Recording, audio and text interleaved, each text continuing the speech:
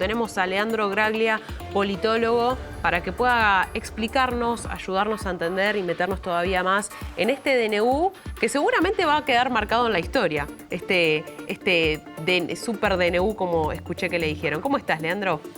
Buen día, un gusto poder estar con ustedes. Gracias por la invitación. Un placer, por favor. ¿Qué balance podemos hacer de la primera cadena nacional del presidente de la Nación, con un eje muy liberal, como se esperaba, pero también ciertamente sorpresivo, porque quizás hay modificaciones que no tienen tanto carácter de urgencia? Bueno, definitivamente yo concuerdo. Es una medida que de alguna forma refleja bastante acabadamente la ideología y el programa económico que el presidente viene proponiendo desde la campaña, que siempre tuvo, digamos, como una de sus principales banderas, que tiene que ver con la liberalización de la economía, es decir, la desregulación, la reducción del papel estatal, del peso de la injerencia estatal en distintos sectores de la vida económica, digamos, ¿no? Esto es lo primero.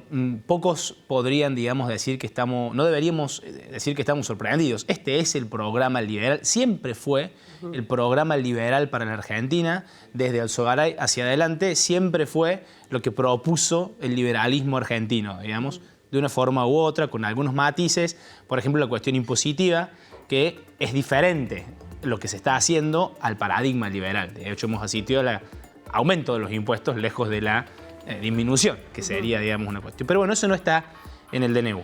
El DNU, entonces, lo primero que tiene es esto, es la cristalización de una propuesta liberal para la economía argentina, que tiene un modelo de país y que si uno empieza a analizar en detalle, digamos, a los sectores que de alguna forma se ven perjudicados o se van a ver beneficiados, se entiende o se dibuja un poco el modelo de país que está por delante. Entonces, eso es lo primero. Lo segundo tiene que ver con la estrategia política, la estrategia legislativa, digamos, ¿no?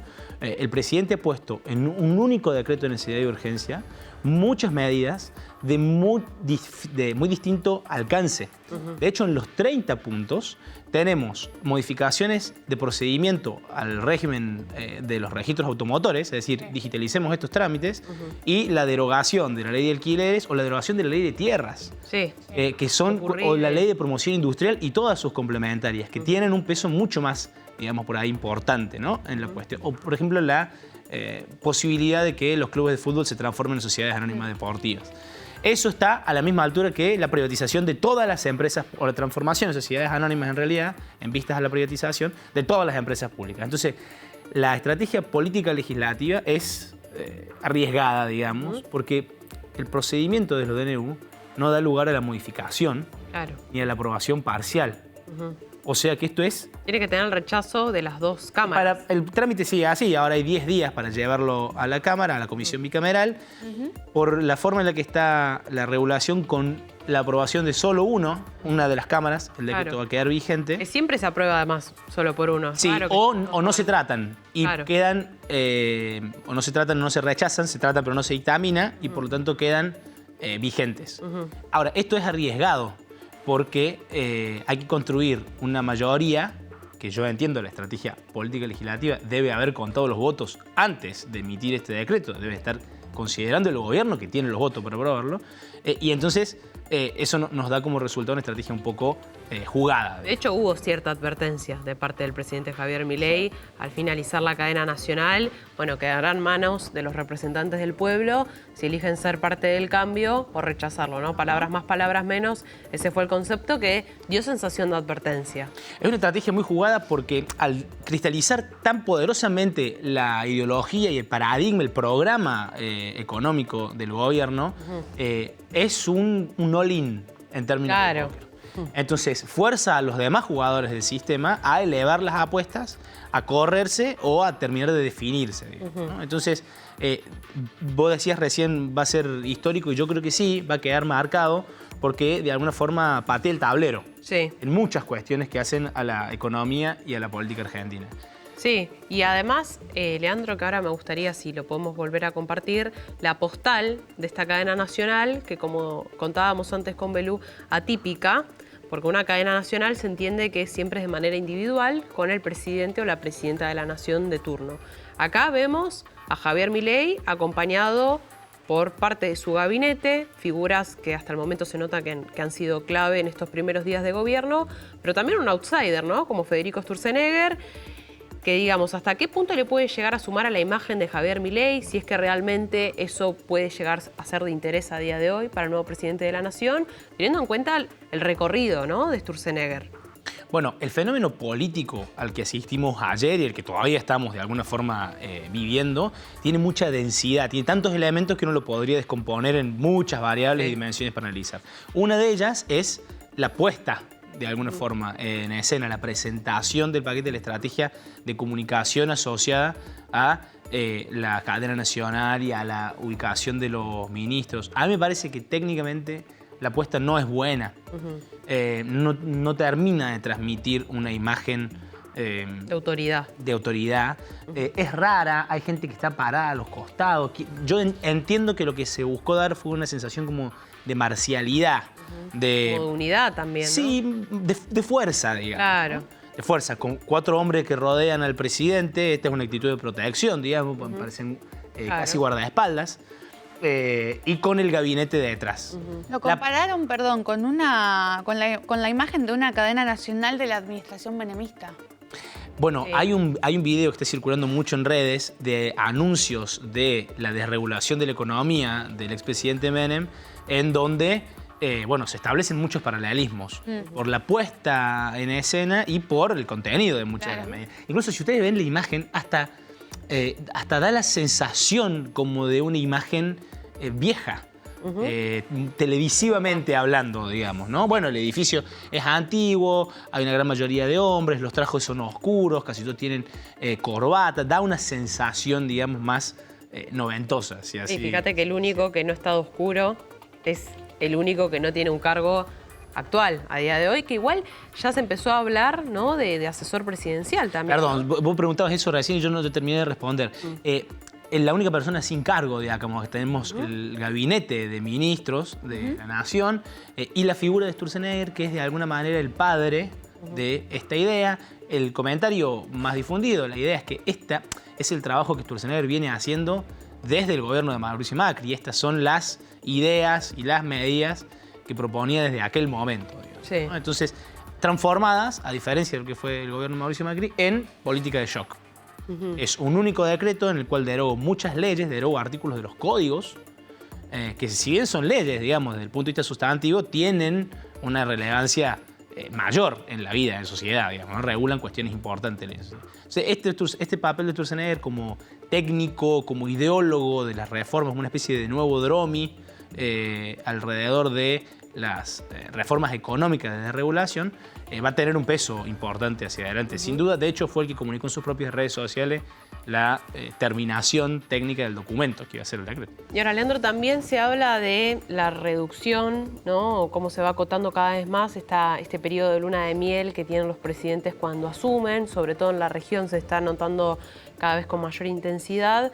Se habla de una luna de miel prácticamente nula para Javier Milei, sobre todo porque medidas de shock, ¿no?, medidas de estas características, generalmente, o por lo menos en otras oportunidades como en la época del menemismo, se han implementado después de 2 años de gobierno. Acá pasaron 10 días hábiles.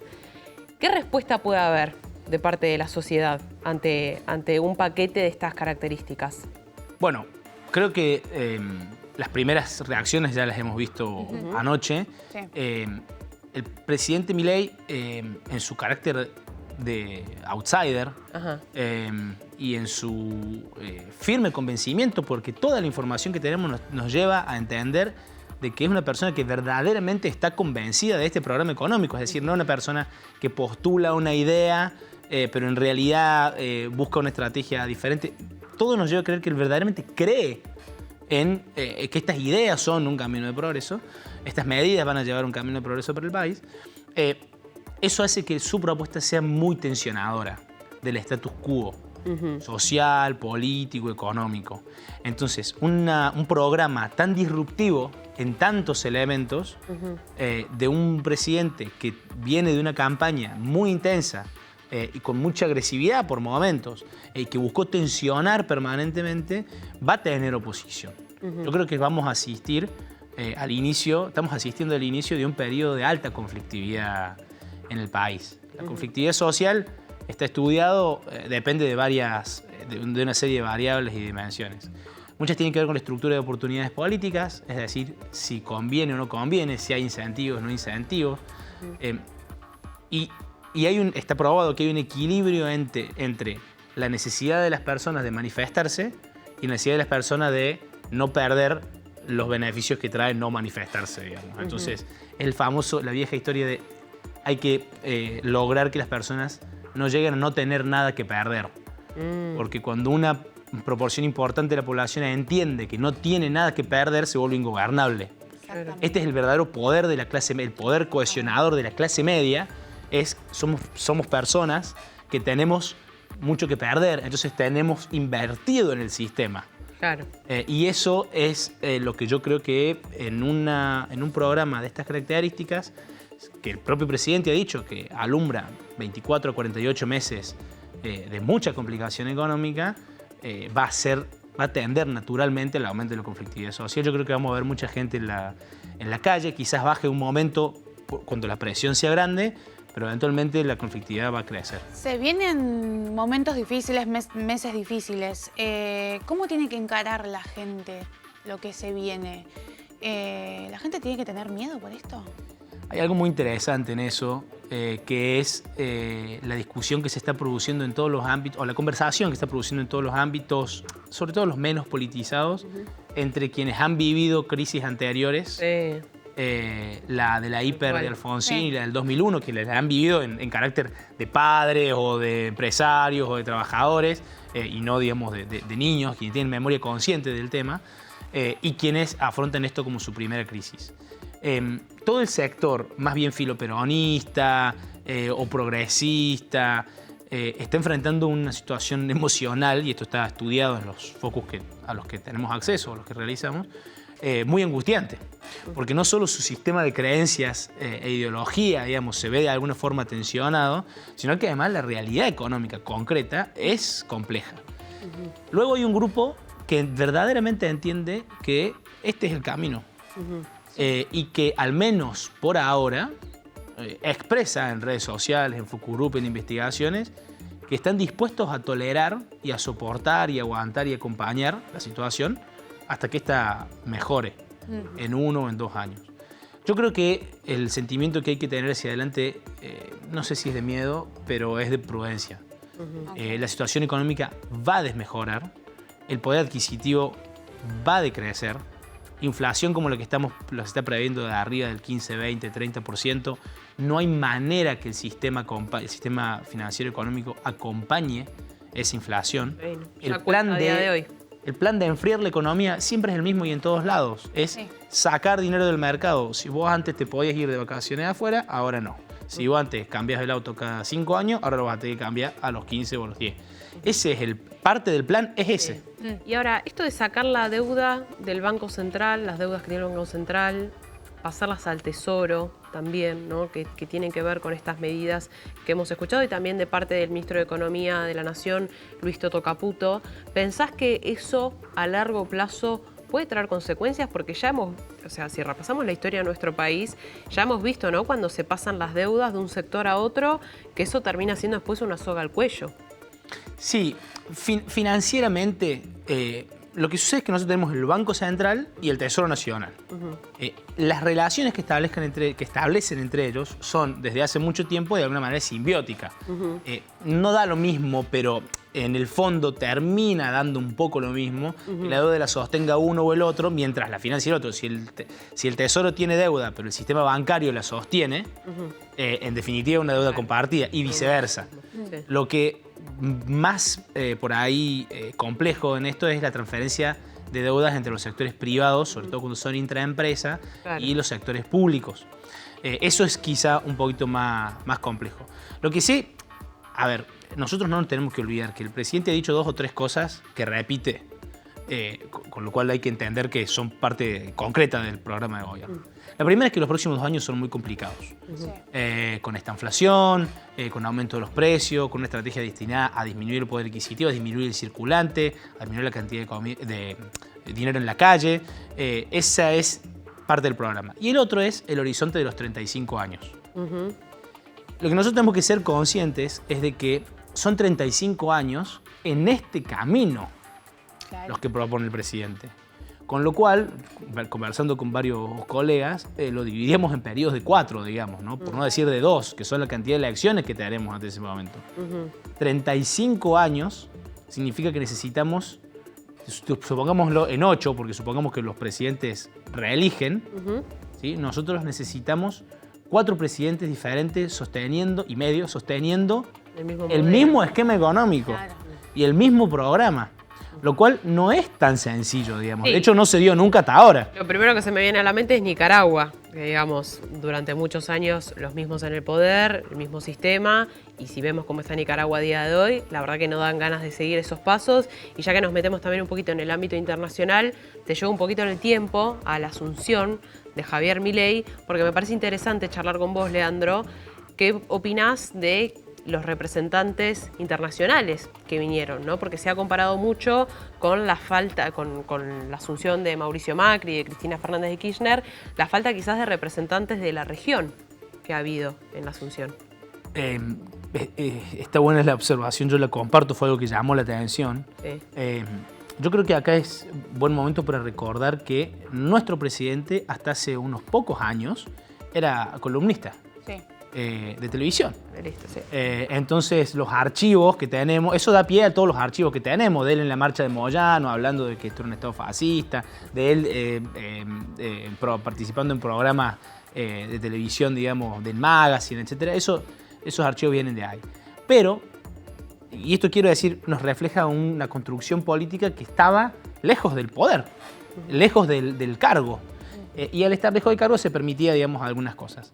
Dentro de esas cosas que se permitía, había declaraciones respecto a los socios comerciales de la Argentina y al esquema geopolítico de la Argentina, que eran declaraciones muy ideologizadas, muy atractivas para un programa de televisión, pero que en diplomacia, en comercio internacional y en relación internacional se pagan caro. Uno no puede, esto es la realidad a nivel geopolítico, uno no puede pasarse 2 años diciendo que China es una potencia totalitaria, que debieran ser derrocados sus gobernantes, cambiar el sistema y luego sorprenderse de que te retiran un embajador. Las declaraciones públicas en relaciones internacionales tienen un peso que nosotros en la política interna no estamos acostumbrados. No estamos acostumbrados a que la política interna que cada uno dice más o menos lo que le parece y no tiene muchas Siempre consecuencias. se trata de medir mucho, ¿no? Las palabras a la hora de hablar de otro país. Lo hemos visto mucho, por ejemplo, de parte de Alberto Fernández, que se lo ha cuestionado hasta de tibio, por decirlo de alguna manera, para que se entienda a lo que me refiero. Y vos fíjate que también se dio el mismo escenario con Brasil, el principal socio comercial de Argentina, que después, bueno, hasta la propia Diana Mondino fue a darle una invitación de manera más prolija a Lula da Silva y aún así no hubo respuesta. Lo que sucede es que una cosa es la cuestión electoral entre Lula y Bolsonaro. Otra cuestión es el estatus de Bolsonaro, digo, haciendo al margen de los programas económicos, de las ideas, es el estatus de Bolsonaro que tiene prohibida, hoy actualmente está condenado, digamos, tiene prohibida su postulación a cargos públicos y tiene una carga sediciosa contra el gobierno de Lula, digamos, ¿no? Entonces, verdaderamente esto no es menor tener a Bolsonaro en la relación con el presidente actual de Brasil, que también tiene una grieta importante, digamos, ¿no? O sea, tampoco es que todo el pueblo de Brasil acompañe a Lula y odia a Bolsonaro, eso no es así. Claro. Pero a la hora de las relaciones entre estados sucede esto. Con Brasil sucede, con la presencia de los miembros del Mercosur, si bien estaba presente el presidente de Uruguay, etc. También hay una cuestión ahí que resolver.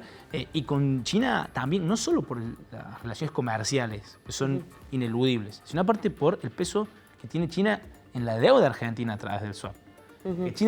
Que cualquier estado te retire un embajador es una señal fuerte. Cuando uno estudia relaciones internacionales te dicen cuidado porque si te retiran el embajador el siguiente paso ya es no amistoso en esa relación, digamos. Por acciones menores han empezado guerras. No lo digo que vamos a eso, pero como para que se entienda el peso que tiene la diplomática internacional, ¿no? O sea, el manejo que tiene de parte de un gobierno cuando se dan pasos en ese sentido. Y también ya como para ir cerrando, Leandro, y obviamente agradecerte tu tiempo, que nos acompañes en el piso, la verdad un placer.